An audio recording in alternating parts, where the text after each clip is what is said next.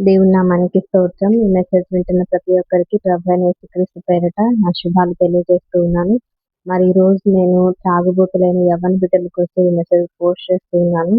మరి నేను ఆఫీస్‌కి వెళ్ళి వచ్చే మార్గాల్లో మరి రోడ్డు మీద ఫుట్‌పాత్‌ల పైన ఎంతో మంది యవ్వన బిడ్డలు తాగేసి కాన్షియస్‌లో లేకుండా వారి బట్టలు ఒక చోట, చెప్పులు ఒక చోట చూసినప్పుడు నాకైతే ఎంతో బాధేసేది. ఏంటయ్యా ఈ పరిస్థితి?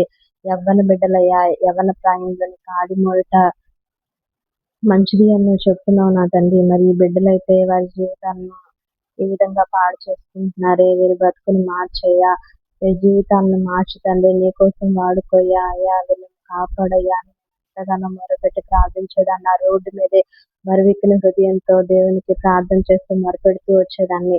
మరి నీ చిత్తం అయితే గనుక వీరి కోసం నన్ను కూడా వాడుకోయ్యా, ఎంతో కొంత వాడుకొని వీరిని మార్చయ్యా, వీరి బ్రతుకుని మార్చయ్యా నేను దేవుని వేడుకుంటున్నాను. మరి దేవుడు ఈరోజు ఆ అవకాశాన్ని నాకు ఇచ్చారు అని చెప్పి నేను గట్టిగా నమ్ముతున్నాను, విశ్వసిస్తూ ఉన్నాను. అలాంటి బిడ్డలు ఎంతమంది అయితే ఉన్నారో అలాంటి బిడ్డలందరూ కూడా ఈ వాక్యం ద్వారా బలపరచబడాలి అని చెప్పి వారి జీవితాలను మార్చుకోవాలని చెప్పి నేను ఎంతగానో ఆశపడుతున్నాను. అలాంటి దొంగను సైతం మార్చి ఎంతో మంది అనాథ బిడ్డలకు తండ్రిగా చేసి మరి ఆయన ద్వారా ఎంతో మంది అనాథ బిడ్డల్ని 10,024 మంది అనాథ బిడ్డలను పోషించాడు. మరి అట్లాంటి దొంగను సైతం మార్చిన దేవుడు నిన్ను కూడా ఈరోజు తప్పకుండా మార్చగలడని నేను గట్టిగా నమ్ముతున్నాను, విశ్వసిస్తున్నాను. మరి ఆ గొప్ప దైవజనుడి గురించి మనం ఈరోజు తెలుసుకుందాము. ఈ మెసేజ్ ఎంతమంది బిడ్డలైతే తాగుబోతులైన బిడ్డలు ముఖ్యంగా వింటూ ఉన్నట్లయితే ఎవరు మధ్యలో ఆపేయద్దు, మొత్తం చివరి వరకు చూడాలని నేను ఆశపడుతున్నాను. ఎందుకంటే మరి ఈయన జీవిత చరిత్ర మొత్తం వినడం అయిపోగానే మీరు కూడా మీ జీవితాన్ని దేవుని తట్టు తిప్పుకుంటారని నేను ఖచ్చితంగా నమ్ముతున్నాను. మరి ఆయన ఎవరో కాదు, జార్జ్ ముల్లర్ గారు. జార్జ్ ముల్లర్ గారు అంటే తెలియని క్రైస్తవుడు ఉండడని నేను ఖచ్చితంగా చెప్పగలను. ఆయన్ని ఈ లోకానికి దేవుడు ఒక గొప్ప తండ్రిగా, ప్రార్థనా యోధుడిగా పరిచయం చేశారు. మరి ఆయన జీవితం కనుక మనం చూసినట్లయితే ఆయన ఒక అబద్ధాలు కోరు దొంగగానే మనకు తెలుసు. జార్జ్ ముల్లర్ గారు 1805 సంవత్సరంలో జర్మనీ దేశంలో జన్మించారు. జార్జ్ ముల్లర్ గారి తండ్రి ట్యాక్స్ కలెక్టర్, అంటే పన్ను వసూలు చేసే అధికారి. మరి జార్జ్ ముల్లర్ గారి తల్లి ఆయనకి 14 సంవత్సరాల వయసు ఉన్నప్పుడు చనిపోయారంట. ముల్లర్ గారి తల్లి మరణించే రోజు నైట్ కూడా ఆయన ఫ్రెండ్స్ తో కలిసి మద్యం తాగుతూ పేకాట ఆడుతూ గడిపారంట. మరుసటి రోజు ఉదయం మద్యం మత్తులో ఇంటికి వెళ్ళేసరికి ఆయన తల్లిగా మరణించున్నారంట. అప్పుడు కూడా ఆయనలో ఎలాంటి పశ్చాత్తాపం గాని, బాధ గాని లేనట్లు మనం ఆ జీవిత చరిత్రలో చూడగలము. మరి ముల్లర్ గారి తండ్రికి ఒక కోరిక ఉండేదంట, ఆయన కొడుకు ఒక పాస్టర్ అవ్వాలి అని చెప్పి. అది భక్తితో కూడిన పాస్టర్ కాదండి, మరి ఆ దేశంలో అదొక గౌరవంగా భావించే వాళ్ళంట. మరి తండ్రి కోరిక మేరకు ముల్లర్ గారు 1825 సంవత్సరంలో జర్మనీ దేశంలోని హాలే విశ్వవిద్యాలయంలో థియాలజీ చదవడానికి జాయిన్ అయ్యారంట. థియాలజీ అంటే అందరికీ తెలుసు కదండి, దైవ శాస్త్రము. అక్కడ జాయిన్ అయినప్పటికీ ఆయన చదువు మీద దృష్టి పెట్టకుండా తాగడం, జూదం ఆడడం మీదే మనసు పెట్టేవాళ్ళంట. బైబిల్ చదవడం కానీ, ప్రార్థన చేయడం కానీ ఆయనకి తెలియదంట. జార్జ్ ముల్లర్ ఆటోబయోగ్రఫీలో కనుక మనం చదివినట్లయితే ఆయన చేసిన పాపాలన్నీ చాలా నిజాయితీగా అందులో రాశారు.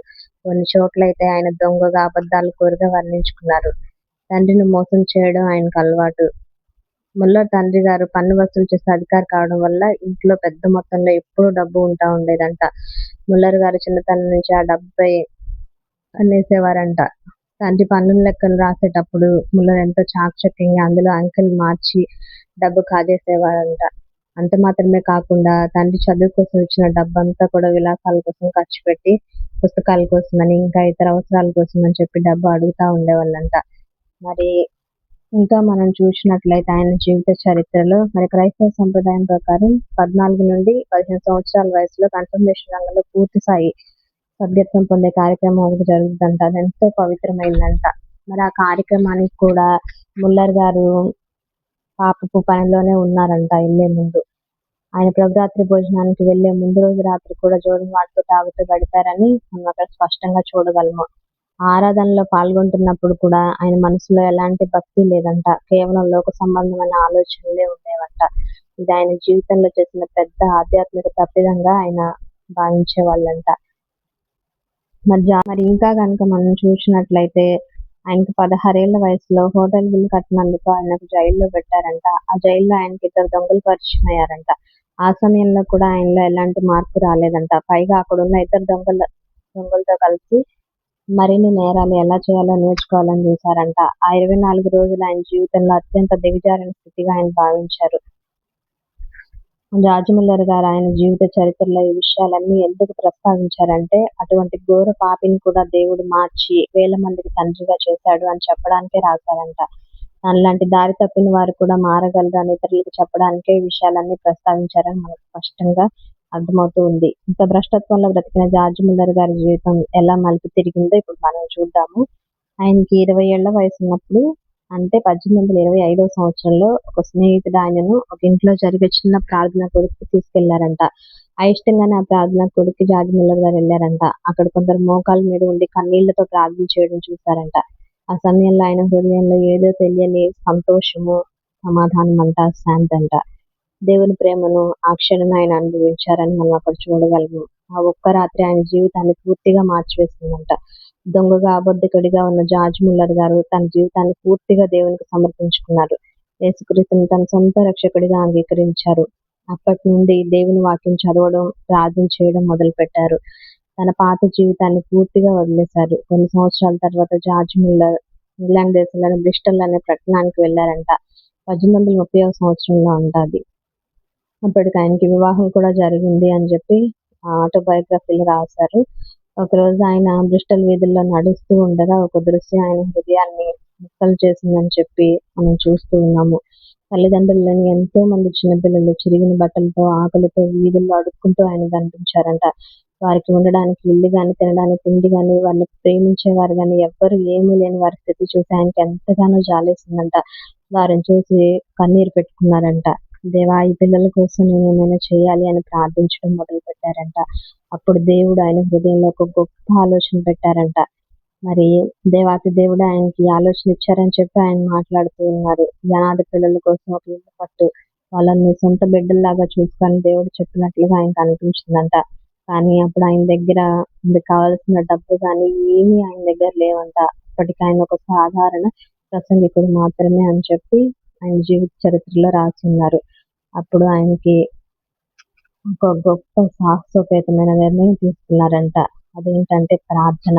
ఆయనకి ఏం కావాలన్నా కూడా ప్రార్థనే ఆయనకి ఇస్తుంది అని చెప్పి ఆయన బలంగా నమ్మారంట.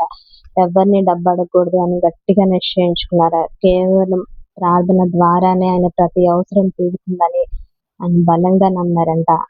ఆయన నమ్మినట్లే అద్భుతాలు, ఎన్నెన్నో అద్భుతాలు జరిగాయంట. ఒక రోజైతే ఉదయం మరి పిల్లలకి తినడానికి ఏమీ లేనప్పుడు ఆయన ప్రార్థించగానే ఒక బేకరీ యజమాని కొన్ని రొట్టెలను, ఒక పాల వ్యాపారి పాలు తీసుకొని వచ్చినట్లు మనం అక్కడ చూస్తూ ఉన్నాము.